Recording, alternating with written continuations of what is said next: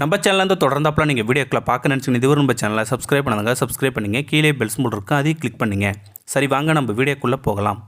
வணக்கம் நண்பர்களே. ஒரு ஊரில் ஒரு ஆசாமி இருந்தான். அவன் ரொம்பவும் சுத்தம் பார்க்குற ஆள். அவனுக்கு எதை கண்டாலும் அருவருப்பாக இருந்தது. ஒரு சமயம் நம்ம ஆள் ஒரு கல்யாண வீட்டுக்கு போயிருந்தான். கல்யாணம் முடிஞ்சு சாப்பாடு பந்தி ஆரம்பிச்சுது. நம்ம ஆள் ஒரு ஓரமாக போய் உக்காந்துட்டான். சாப்பாடு பிரமாதமாக இருந்துச்சு. இவனுக்கு பக்கத்து இலையில் உட்காந்துருந்த ஆசாமி பால் பாயாசத்தை உறிஞ்சி உறிஞ்சி குடிச்சிக்கிட்டு இருந்தான். அப்போது எச்சில் நம்ம ஆள் மேலே தெரிச்சிடுது. நம்ம ஆள் தான் ரொம்ப சுத்தம் பார்க்குற ஆளாச்சே. இந்த கருமத்தை காசியில் போய் தான் தொலைக்கணும்னு நினச்சிட்டு மறுநாள் காசிக்கு கிளம்பி போனான். அந்த காலத்தில் இப்போ மாதிரி பஸ்ஸு ரயில் வசதிலாம் கிடையாது. வசதி இருக்கிறவங்க வண்டி கட்டிக்கிட்டு போவாங்க. வசதி இல்லாதவங்க கால்நடையாகவே போவாங்க. போய் சேரவே பல நாள் ஆகும். பகல் முழுக்க நடப்பாங்க. இரவு நேரத்தில் ஏதாவது சத்திரத்துலேயோ அல்லது யார் வீட்டு திணையிலையோ படுத்து தூங்கிவிட்டு மறுநாள் பயணத்தை தொடங்குவாங்க. இப்படி மற்றவங்க தங்குறதுக்கு வசதியாகவே அந்த காலத்தில் பெரிய பெரிய திணைகளை வச்சு கட்டினாங்க. திணையில் வந்து தங்குறவங்களுக்கு சாப்பாடோ அல்லது நீர்மோரோ அல்லது தங்கள் வசதிக்கு முடிஞ்சது ஏதோ ஒன்று அவங்களுக்கு சாப்பிட கொடுப்பாங்க அந்த வீட்டுக்காரங்க. நம்ம ஆள் பகல் முழுக்க நடந்து இரவில் ஒரு வீட்டு திணையில் வந்து சுருண்டு படுத்தான். அந்த வீட்டு ஆள் வந்து, ஐயா, உங்களை பார்த்ததில் ரொம்ப தூரம் நடந்து வந்த களைச்சி போனவர் மாதிரி தெரியுது. வாங்கய்யா, வந்து சாப்பாடு சாப்பிட்டுட்டு படுங்க என்றார். நம்ம ஆளுக்கு நல்ல பசி தான். ஆனாலும் ஆச்சாரம் தடுத்தது. கடைசியில் வயிறு தான் ஜெயிச்சுது. நம்ம ஆள் சாப்பிட சம்மதிக்கவும் அந்த ஆள் தன்னோட மனைவியை கூப்பிட்டு இவனுக்கு சாப்பாடு போட சொன்னார். கை கால் சுத்தம் பண்ணிவிட்டு சாப்பிட உட்காந்த நம்ம ஆள், அம்மா, எனக்கு இலையில் சாப்பிட்டு தான் பழக்கம், அதனால் இலையில் பரிமாறுன்னு சொல்ல கொஞ்சம் யோசித்த அந்த அம்மா சரின்னு சொல்லி ஒரு இலையை கொண்டு வந்து போட்டு சாப்பாடு பரிமாறுனாங்க. சும்மா சொல்லக்கூடாது, சாப்பாடு அருமையாக இருந்துச்சு. நம்ம ஆள் நல்ல திருப்தியாக சாப்பிட்டான். சாப்பாடு முடிஞ்சு இலை எடுக்கும்போது அந்த அம்மா ஓடி வந்து, ஐயா, நான் எடுக்கிறேன்னு சொல்லி ரொம்ப பயபத்திரமாக எடுத்துகிட்டு போனாங்க. இதை பார்த்த நம்ம ஆள், தூர வீசி எறிய போகிற இலைக்கு என்னத்துக்கு இவ்வளோ பத்திரமாக எடுத்துகிட்டு போகிறீங்கன்னு கேட்க அந்த அம்மா, இந்த ஊரில் வாழை இலை கிடைக்கிறது குதிரை கொம்பு தான். என்னோட மாமனாரும் உங்களை போல் வாழை இலை தான் சாப்பிட்ற ஆள். அவருக்காக ஒரே ஒரு வாழை இலை வாங்கி வச்சுருந்தோம்.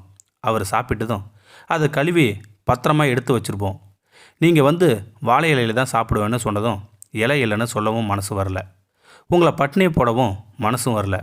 அதான் என்னோட மாமனார் சாப்பிட்ற இலையில் உங்களுக்கு சாப்பாடு போட்டுட்டு இப்போ பத்திரமாக எடுத்து வைக்க போகிறேன்னு சொல்லவும் இவனுக்கு சாப்பிட்ட சாப்பாடெல்லாம் தொண்டையில் சிக்கிக்கிட்ட மாதிரி ஆகிப்போச்சு. சரி, இந்த கருமத்தையும் காசில் போய் தான் தொலைக்கணுமான்னு நினச்சிக்கிட்டு படுத்து தூங்கினான் நம்ம ஆள். மறுநாள் எழுந்து நடக்க ஆரம்பித்தான். அன்றைக்கு பகலெல்லாம் நடந்துட்டு ராத்திரி ஒரு வீட்டு திணையில் தங்கினான்.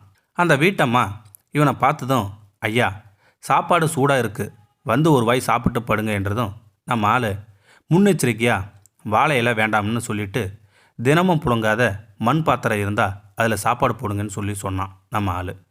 அந்த அம்மா ஒரு அறைக்குள் போய் ரொம்ப நேரம் தேடி துருவி ஒரு மண் பாத்திரத்தை கொண்டு வந்து அதில் இவனுக்கு சாப்பாடு வச்சா. திருப்தியாக சாப்பிட்ட இவன் மண் பாத்திரத்தை கிணற்றடிக்கு கொண்டு போய் கழுவ ஆரம்பித்தான். கை தவறி கீழே விழுந்து மண் பாத்திரம் உடஞ்சி போச்சு. இதை பார்த்த அந்த வீட்டில் இருந்த ஒரு கிழவி குய்ய முறையான்னு கத்த ஆரம்பிச்சுது.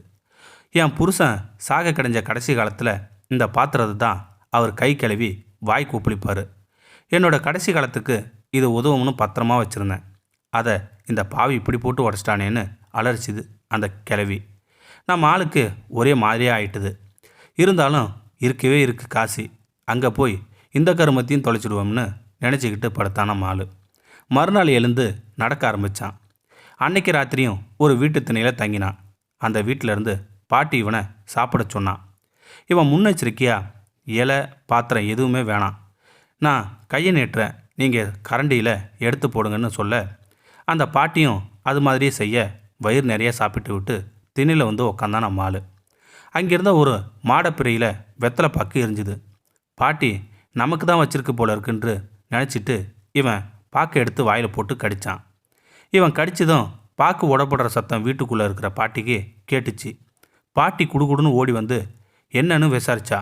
ஒன்றுமில்ல பாட்டி, இங்கே இருந்த பாக்கை எடுத்து வாயில் போட்டு கடித்தேன், அந்த சத்தம் தானு நம்ம ஆள் சொல்ல, பரவாயில்லப்பா, உங்கள் பல்லு ரொம்ப பலமாக தான் இருக்குது போல இருக்குது, நானும் இந்த பாக்கை 10 நாளாக வாயில் போட்டு கடிக்க முடியாமல் எடுத்து எடுத்து கடித்து வச்சுருந்தேன். நீங்கள் ஒரே கடியில் கடித்து வச்சிட்டிங்கன்னு நீங்கள் பலசாலிதான்னு பாராட்டு பத்திரமாக வாசிச்சுது அந்த பாட்டி. நம்ம ஆள் ரொம்ப நொந்து போயிட்டான். போதுமடா சாமி, காசிக்கு போன லட்சம்னு முடிவு பண்ணிவிட்டு மறுநாள் தன்னோட ஊருக்கு திரும்ப ஆரம்பிச்சிட்டான். இதுதான் ஆச்சாரம் பார்த்தவனுக்கு காசிக்கு போன கதை. இதிலேருந்து நம்ம என்ன தெரிஞ்சுக்கிட்டோம்னா, சுத்தம் சோறு போடுன்னு சொல்கிறது உண்மைதான். இருந்தாலும் நம்ம மனசு தான் எல்லாத்துக்கும் காரணம். இந்த வீடியோ உங்களுக்கு பிடிச்சதா லைக் பண்ணுங்கள், ஷேர் பண்ணுங்கள், கமெண்ட் பண்ணுங்கள். கூடயே பெல் சிம்பிளை கிளிக் பண்ணுங்கள். தேங்க்யூ ஃபார் வாட்சிங்.